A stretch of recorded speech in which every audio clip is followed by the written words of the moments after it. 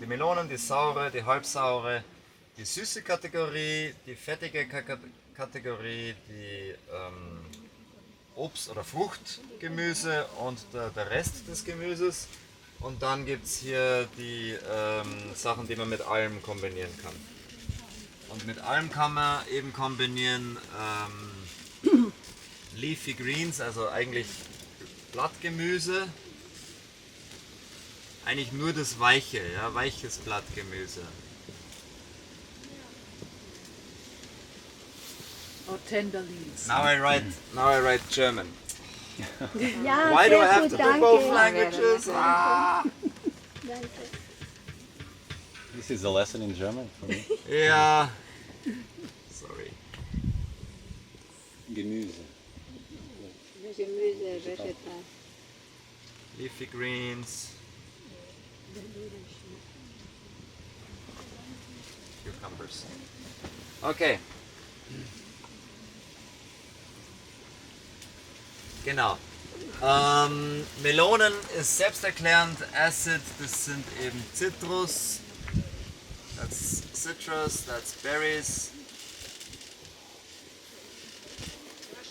Pineapple.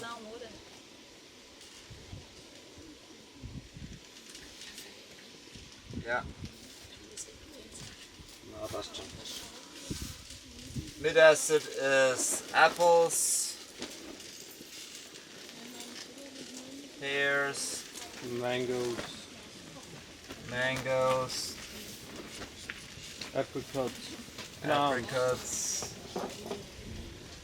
cherries, Yeah. Papaya. all we have in Austria. Yeah. Apples. Apples, yeah, etc. So that's definitely almost the biggest category of foods that we have in the northern kind of countries. Fruity veg, here we have the tomato, the pepper, the Zucchini. zucchini. I guess eggplant also counts, probably. Eggplant, Just yes, isn't it? although raw the eggplant is hard to digest. Yeah. Eggplant is not so easy. You can sometimes with freezing and thawing, or also with dehydrating, or even both, you can make eggplant non-astringent and it kind of tastes well. Yeah, there are also varieties of eggplants that are non-astringent. There are? Yes. Oh, that's interesting. Yeah, that's cool. What is astringent? When the skin also all goes numb when you eat it. Like an unripe Also so ähnlich wie kaki. Schlehe oder unreife Kakis. Or banana. Unripe bananas, sometimes a little bit, yeah. Aber Kaki ist das klassische Beispiel. Wenn Wenn's du eine dann- Kaki so richtig astrig Chestnuts. Das klebt dann so Wenn es ganz betäubt, dann ist im Mund ganz filzig macht. ist dann eine, ich habe nie Durian gegessen, aber wäre dann eine Durian. Nein, Ja, break your ja, teeth. ja, ganz ja, was ja, anderes. Aber die wirkt ja auch leicht betäubend, oder? Habe ich Das ist gehört. eine andere Geschichte. Okay, so when we want to make a salad, yeah, we would use something that is basically round in the middle, yeah. When we want to make a breakfast, we would be somewhere here. Yeah, we would not combine melon with fatty, please don't do that. But we would combine melon with acid and maybe with leafy greens. Maybe we also combine melons sometimes with things from this category that have a lot of water. Like if you have some papayas with a lot of water, then you can combine it with melon. It works quite well. But it's almost like an exception. Yeah. Compromise. Yeah.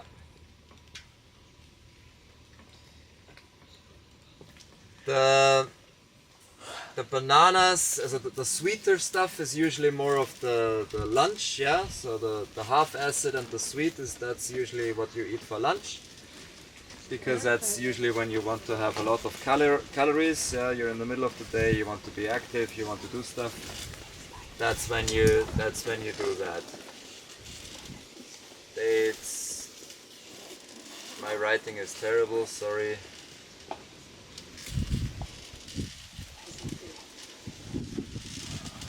Yeah. And then in the evening you would go around this category, yeah, here maybe with acid to make your salad. Yeah, but so the first time I saw this, it helped me quite a lot to think a little bit in those categories and to understand a little bit why something that is far away from each other doesn't digest so well. So if I eat my dates with my avocados, then it's not going to be so easy to digest. Yeah. Once again, in smaller quantities, or also when kids eat it, that can digest pretty much anything. It's not so bad, but it'll always be better if we don't do it. If we remember these categories a little bit. That's avocado. Könntest du bitte sagen auf Deutsch, damit ich Ja. besser verstehe? Danke. In the beginning I used to mix like half a kilogram as a snack, half a kilogram of nuts with dates. And I Yeah. didn't know any of these combined back then That's because hard, these yeah. are usually the raw stuff a raw that you bar, can buy you know. like pretty much also at gasoline stations. Yeah. Yeah. But it's the worst combining Yeah. ever. Also for your teeth. Like, I don't know, like 500 grams of dates, they stick usually because they're also dry. And then you eat also the nuts and it raises your spikes your insulin like way more than anything else. The fats and Sometimes the I do some small bowls of nuts and dates as an SOS when I'm traveling and yeah, I well, need something fast. yeah. There's I nothing mean, around. Yeah, but not at home. Just for an SOS. I mean, when we you have in Austria like also Studentenfutter, like, yeah. and it's actually pretty common. Like I used to get it on the table were usually like cashew. They are not raw, but like nuts with cranberries always. raisins. My grandparents. But it's not a good combination. So sometimes you would also want to make a cake, yeah, make something special, something fancy for a birthday, and you would combine the dates with the nuts for the bottom of the cake, and you would combine a little bit more like this. It's hard to digest, so don't do it every day, but you can get away with it for special occasions. That's okay.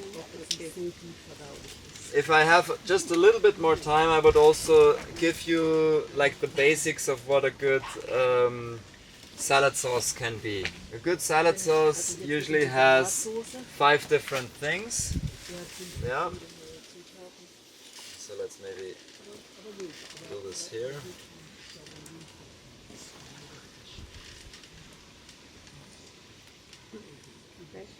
So the first thing that you want to consider is what kind of fat you want to use, what kind of sour you want to use, what kind of salty you want to use, what kind of volume, and maybe optionally you want to use some kind of spice as well. Here we're talking more biology and digestion physiology. Here we're talking more about taste. Okay? So this sour category does not necessarily, although mostly it does, but it like this is only like 90% the same as this. Okay? There are some differences because this is about biology and digestion and this is about our tongue. Just the taste. Okay, so fat we pretty much know, yeah, avocados, nuts and seeds. So we've got the avocado, we've got the sunflower, We've got the almonds. We've got the walnuts. Anybody else? Pumpkin seeds. Pumpkin seeds, yes. Hazelnut, Yeah. Hemp seeds. hemp seeds, chia seeds. Yeah. Flax seeds. Thank you, I was thinking about flax seed, Chia, flax, sesame, sesame.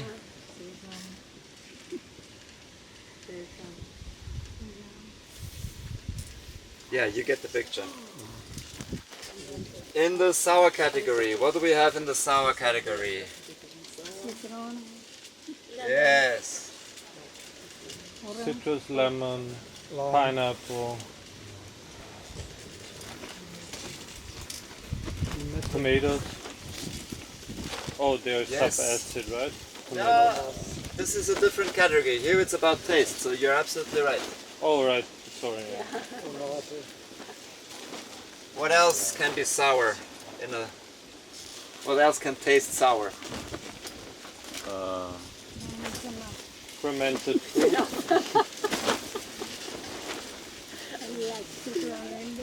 Maybe apples. Yes. Certain varieties. Apples can be sour. I also wrote blueberries, strawberries, raspberries. Yeah. Yeah, grapes. Grapes not so much, no. It's not sour enough. Carambola, yeah, like star fruit. Caramba. ¿Conoces carambola? Ayer. Just to have something fancy. Almost we don't have any. No, We have it very carambolas relative. son, parece una Okay. estrella. What can we put in a salad sauce that makes it salty? Celery. Celery, yes. Also tomatoes. Fennel. Fennel, Also tomato. yes. Certain different varieties of herbs. Yes, herbs generally.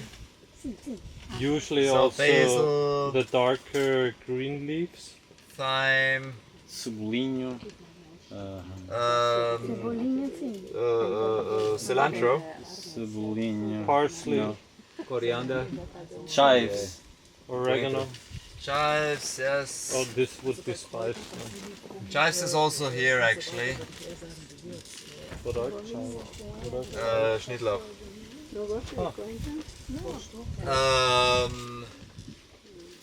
Salt. Salty, yeah.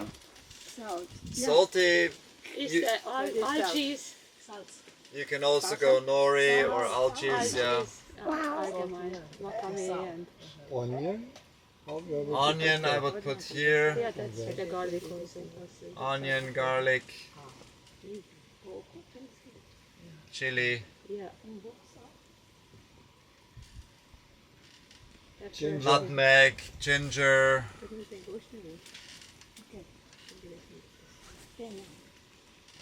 Yeah, nutmeg, yeah, nutmeg. What is nutmeg? Muskat. Muskat.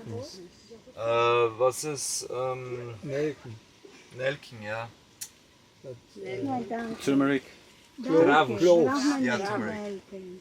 Cloves ist, glaube ich, Englisch in Nelken. Ja, cloves. Obrigada. Cravos não precisamos na salada. Cloves, etc. Yeah. Fica pra você. Since we already jumped to this category, so this category we make some stuff that is spicy. Depends on where we grow up. We are used to more or less of this. Yeah. This is natural medicine. Yeah. Yeah. Use sparingly. Exactly. Okay. Cayenne. This is cayenne. There's many. Yeah. It's a lifesaver. Papaya Samen. Yeah, papaya seeds. That's Sehr lecker mit Ja, nur das blauen ist gut. Zitronen. Well, papaya seeds in a salad. Yes, just be Yeah. careful with the quantity. Schmeckt gut. Ja, Nein, Ich No, he verspreche. doesn't nein, das like mache it. ich nicht. It's Nein, like die kannst it's du like so- nasturtian. Also In Costa Rica hier, essen sie, die Kapuzinerkresse. raten sie Papayasitz nicht den Schwangeren, weil es zu Abortion Ja, aber führen wir kann. sind nicht schwanger. Ja, aber ich, Nur, Nicht schwanger. wenn das Kinder abtreiben kann, wieso esse ich das dann? Okay, papaya seeds. geht nicht mehr. Yeah, I mean, all of these things, you have to watch your quantity. Yeah. Pretty much everything else, you don't have to watch your quantity so much. Fatty maybe a little bit. But the rest is not so hard with quantity. But here we're talking about medicine. This is not actually food, this is medicine. This is a lot of fun on the tongue, not so much fun down here. So the more you can avoid these things, the better the digestion. But sometimes you still want to use them for taste. Yeah, this is basically the balance you have to take. So in many salad sauces that I make, I just leave it away. The more I do raw food, the easier it is for me to not use those. And to use more the salty stuff to make it tasty.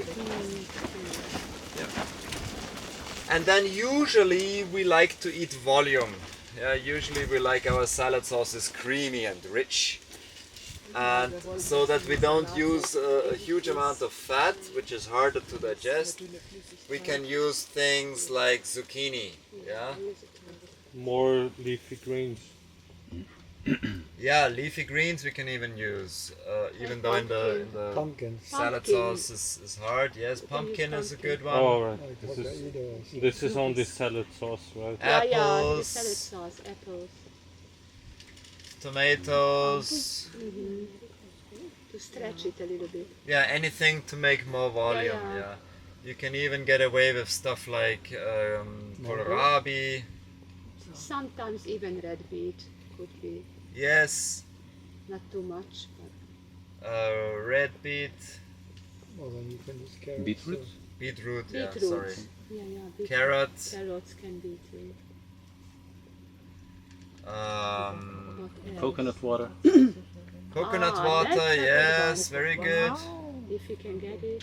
Oh, that's so hard. Yeah. Ist so teuer. And no. I would love to make sauces with coconut. It's water. really cheap when you're in Thailand. Mehl, It's one of the cheapest things ever. Yeah, I do. Okay, so when I think about, okay, I want to make a salad sauce, I think in these categories. One from here, one from here, one from here, and then maybe one from here, and maybe one from here. Yeah, but this is usually how I think in salad sauces, and there is huge quantity of, or huge variety of stuff that you can do. No, Gewürz. For example, No. hemp, Wie heißt es? strawberry, cilantro can be a very nice dressing. Yeah. But you might not think about it if you don't think in these kind of categories. Sure. There is one more thing that you can do when you want to reduce fat even more. You can substitute all of that for something sweet. So you can use mango or papaya.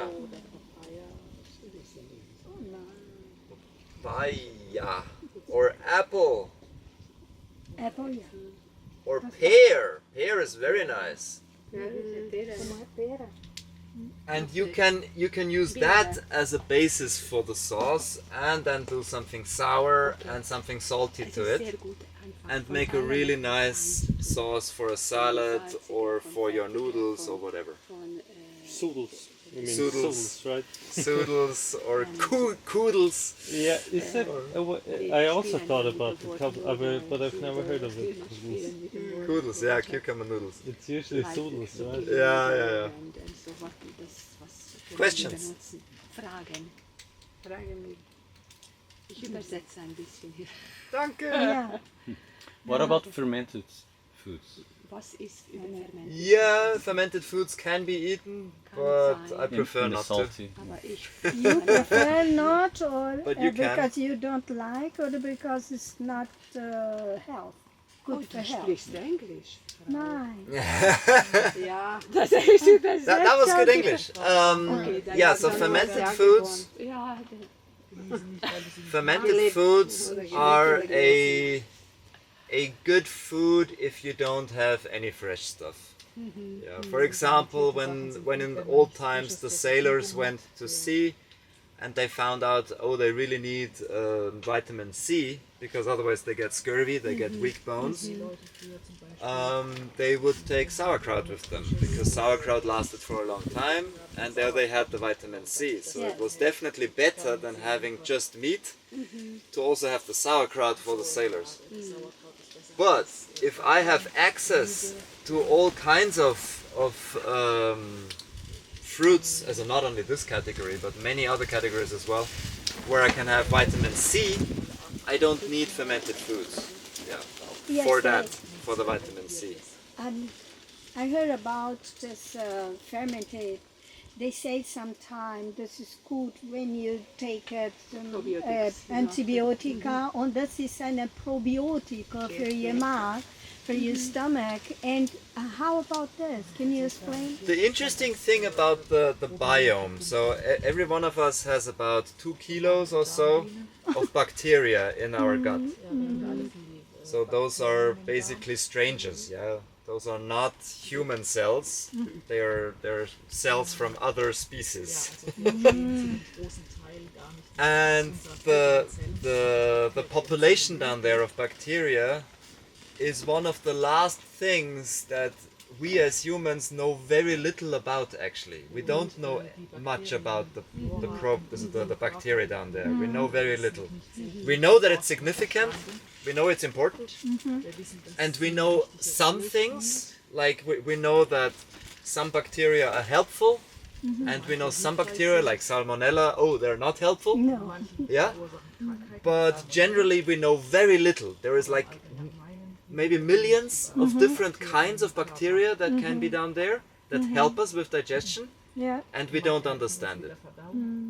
And so when we talk about fermented foods, we talk about lots of bacteria, but not only that, but also other things.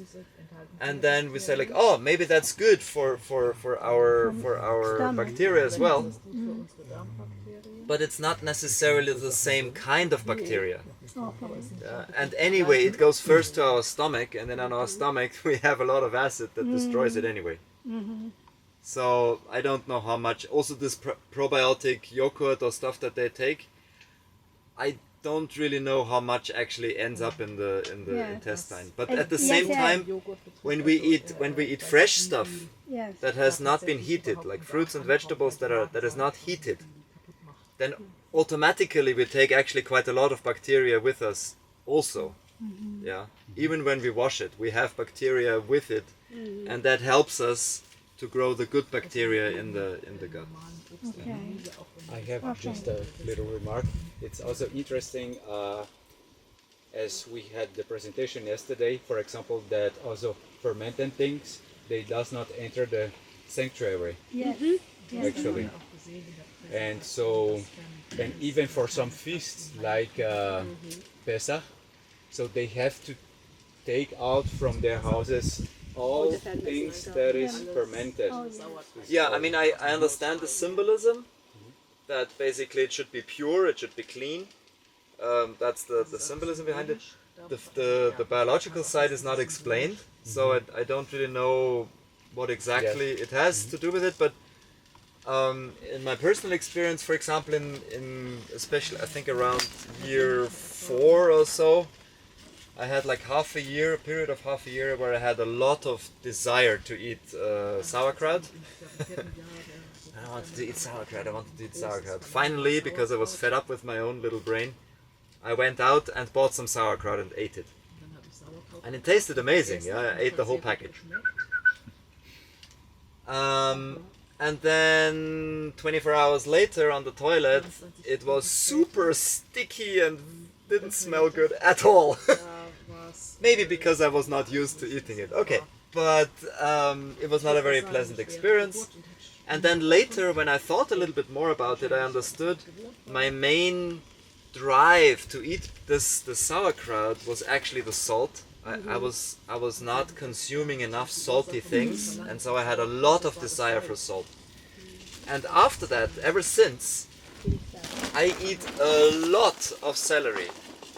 So in my life, every day, 3-4 stalks of celery, for sure, every day. Or equivalent, yeah, or something similar, like fennel or herbs or whatever. I have to make sure that I eat enough salty stuff, otherwise I get a big desire for salty. One thing that also helps me with that is leafy greens, so lots of salad, lots. You and then you. You first. Okay. Did you say, I want to come back from my first question. Yes. Did you say, we have bad bacteria and good? No, good. No? Good bacteria. Good. Not only good? No. No, both of them. We have balance. You have to have the balance. two kinds. Bad. Good. If I eat only perfect food, I will still have bad bacteria in my body. The problem is that as humans, as scientists, we do not yet know exactly what good or bad bacteria is. We cannot define completely yet. But what we do know is that whatever we eat and that whatever we put in our intestine will cause different kinds of bacteria to grow. So if we eat fruits and veg, it's one kind of bacteria. If we eat fermented foods, it's a different kind of bacteria. If we eat dairy, it's a different kind of bacteria. And we can choose what kind of bacteria we have by what we eat. So we eat good food, we have good bacteria. Something like this. The way I understand it is the bacteria are, I think you say ominous. They're everywhere, yeah. And it's just you have some that are less present and some that are more present, yeah. And I don't know if we can say good and bad bacteria, but if one group of bacteria takes over, you get sick, yeah. And that's, for example, like if you have pneumonia, yeah, Lungenentzündung, then one kind of bacteria or several kinds of bacteria take over. Yeah? Why does it happen? Because you have some toxins in your body, and that's why they come out. And according to what Pasteur said, or what people believe then, that the bacteria are the cause of the pneumonia, but it's not necessarily the bacteria that's really the cause, but the toxins that cause the bacteria to come out, to take over. Yeah. Yeah? Basically, I don't know if I explained it well, but the bacteria that find food for themselves, those are the ones that grow. That's right. So if you want apple bacteria, then you have to eat an apple. exactly. And then the apple bacteria get big, get And lots. they're happy, and your body they're happy. will be happy. Yeah? But then, because nature is built in such a beautiful way, when we have a problem, there also come special problem bacteria that take care of it, Let's use, for example, the exact opposite of what we know is not healthy, which is meat. Yeah, meat when the bacteria grow on it, it putrefies. Yeah, and those are bacteria. They are present in your gut. They are not on the meat when you eat it because it's been burned forever, in the oven or whatever you did with it. But the bacteria are in your gut. But if you add the meat to your gut, then those bacteria will take over. I have to prepare the ambient for the good bacteria and not right, exactly. Yes. It's the ambient. Okay. That's We create the ambience. Yeah. And there's Here also and then here. Just like when I have at home, like they have like a garbage or the rest of the food, that it starts to ferment and it has a lot of flies on it. You have to cover it.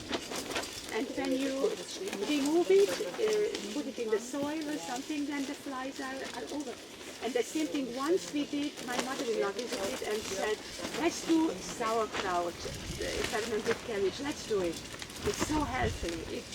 In the war times, all the generations ate and had vitamin C, which I agree is good in their situation.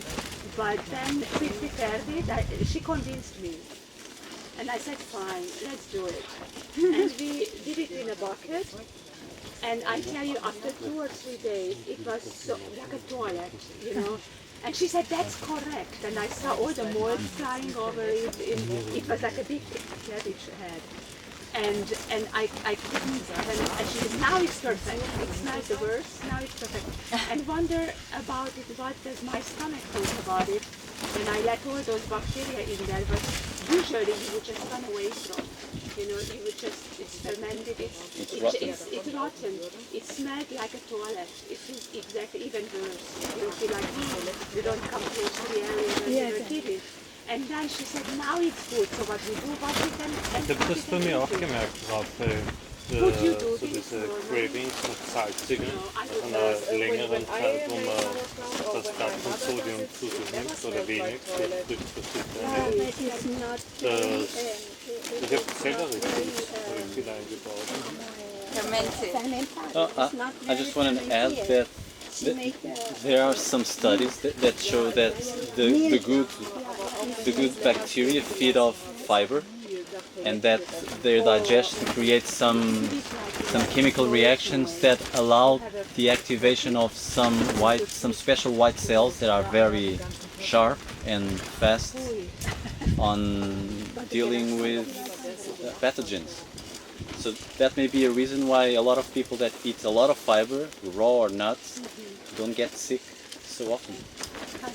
Yeah, I think that's a big point. Yeah, but the point was that fiber is a big factor as well to contribute to the growth of beneficial bacteria in our gut. And that's true, I would definitely agree to that. And the thing is, it's different for our gut versus the gut of a cat, for example, because our gut is built different, more for fiber. The gut for the cat is built less for fiber. So it does help. It does help us. Yeah. Please. We are told that we need vitamin D and vitamin K2, and isn't this K2 found in fermented foods more, or where do we find it? I'm not a biochemist. I know that kiwi has a lot of vitamin K. I don't know if it's K or K2. Oh, rote beete. One of the best sources for vitamin D definitely is to go out in the sun. And the other thing is that in our more and more stressful life, we use up quite a lot of vitamins. So it's even more important that we eat lots of fresh stuff.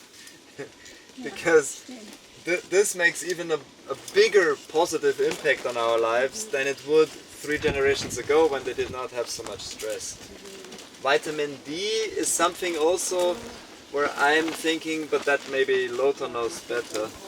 Vitamin D is a fat-soluble vitamin. Vitamin C is water-soluble, so if my body has too much vitamin C, I can just pee it out. Yeah, my kidneys can take care of it.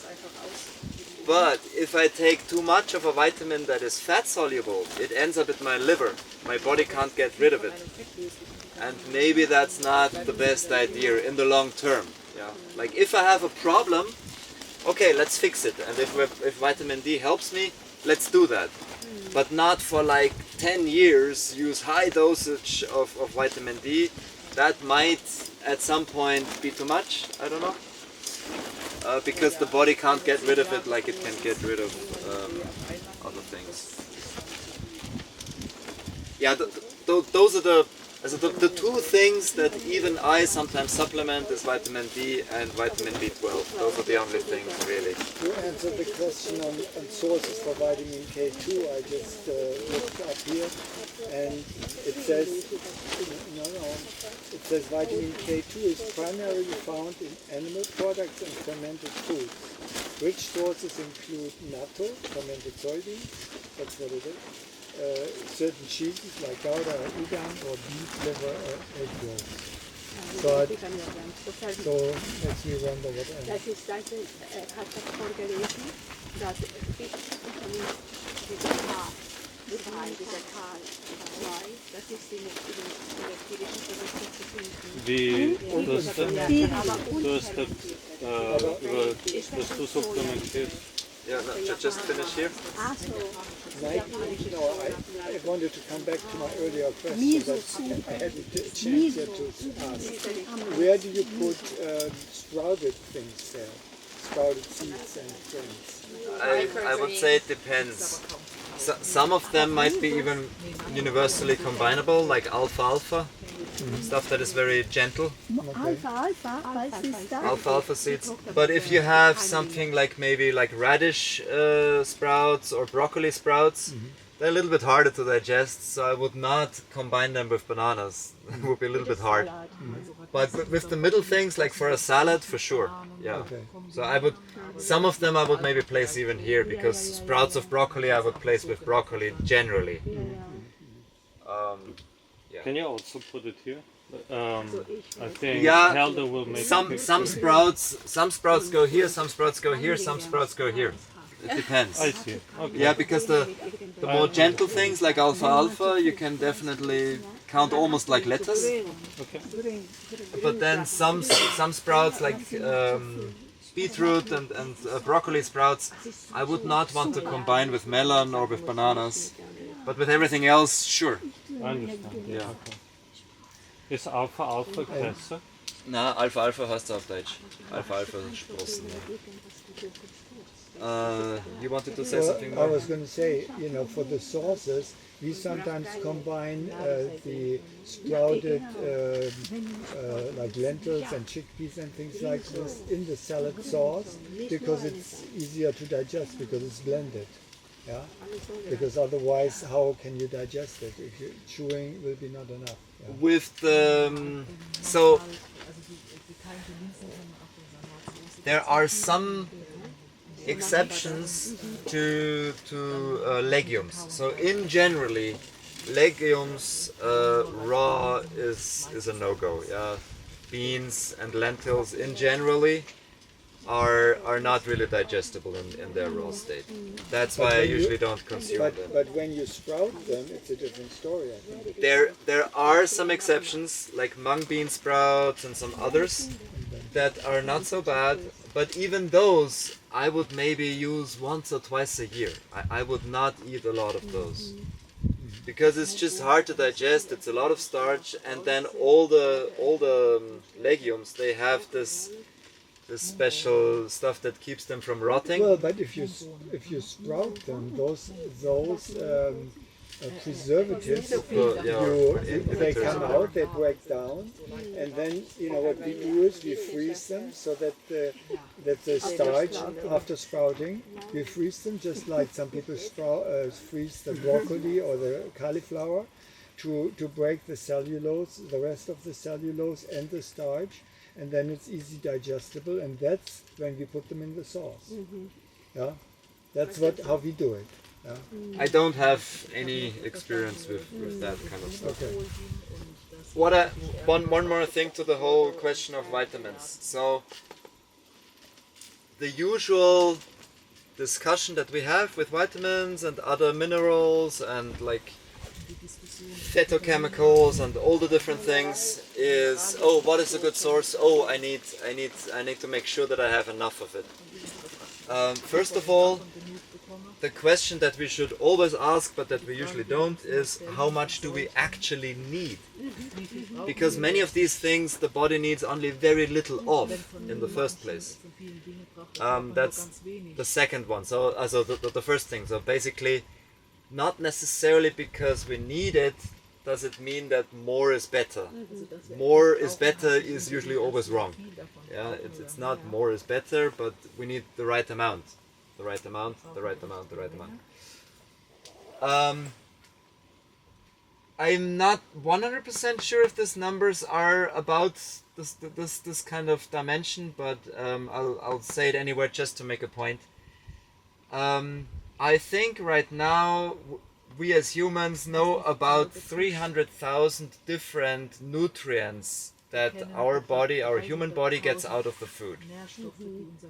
So we have the vitamin D, we have the vitamin K, we have the vitamin B12, we have the vitamin C, we have the other B vitamins, we have phytochemicals, we have enzymes, we have minerals, we have lot of things. Yeah, 300,000 is a lot. And then we already know that some of these have correlations.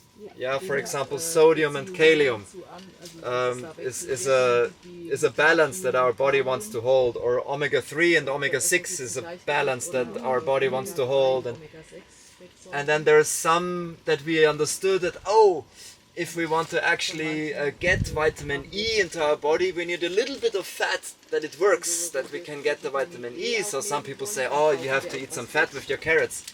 Well, now they found out that the carrot has just the right amount of fat inside the carrot for us to absorb the vitamin E.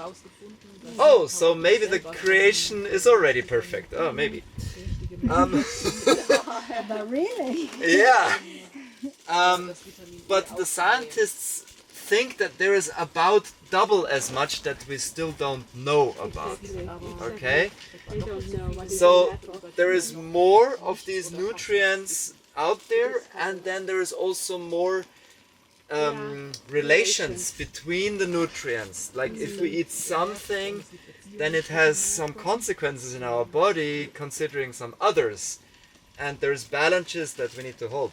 So when I'm scared of not having enough vitamin K or anything else, and then I take a lot of vitamin K every single day, I make it hard for my body to keep a balance. I make it really hard for my body. So that's not the point. The point is to let the body get the balance. And I have to take care that I eat the original food, the stuff that we're designed for. And then let my body sort out whatever it needs to do. Yes, if we're sick, yes, if there's a special necessity, then let's think about it. And let's do for a short time, but in generally we try to let our body do the balancing. Please. Just to support this, what you just said, it's very good that they just had a study I listened a while ago. Scientists try to to kill cancer, and they did it with they were very successful doing it with the red grapes, with the resveratrol, and then they wanted to isolate the rest. They did isolate because the farm industry wanted it. They isolated the resveratrol from the dark grapes. Now what happened, it actually did not change anything. So the scientists said, we still don't know why. We have to blend the whole grapes, blend them, and give it to the animals who are ingested with the sarcoma.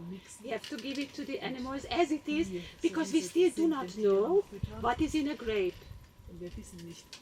Yeah, I mean, the thing is, we humans like to think of the human body like a car. Oh, this part is broken. Oh, okay, I'll need to change it.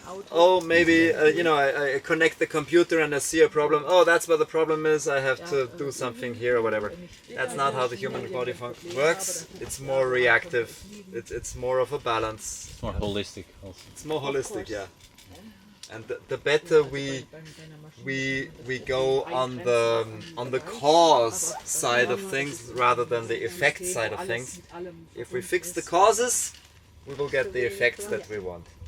Okay. I also have a question when you... Last question, please. No, when you're talking about the cause side and the effect side, yeah. What helps me is what we are, and also especially the salad sauce system, when we go into this category, what we are actually designed to eat physiologically.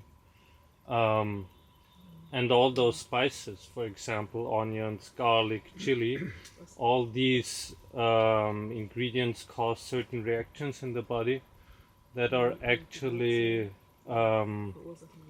harmful to us. And when we go more into the cause side of things, that what we are designed to eat as from our physiological design, like our intestines and especially our intestinal tract, we are pretty much in the fruit category and stay there. So I like to think in that term too, because my parents did quite a bit of pioneering with vegan foods end of the 80s, and even then already there was always the same question from people to him, and even I hear that question also quite a lot, where people just ask me, is it healthy or not? Is it good or bad? Like digital. But I can see that quite often that's not the best question to ask. The best question to ask is what is the original food on the cause side to get the effects. It's more of an interesting in which direction am I going? Am I trying to optimize and trying to get the best, or am I just trying to not do anything harmful? Because that's usually very short term. It's like putting band-aids on problems instead of thinking of why do I get the problem. Yeah, thank you very much. I hope you get something out of this, and I'll be available for Thank you. please a picture from that. Yes. Put that in the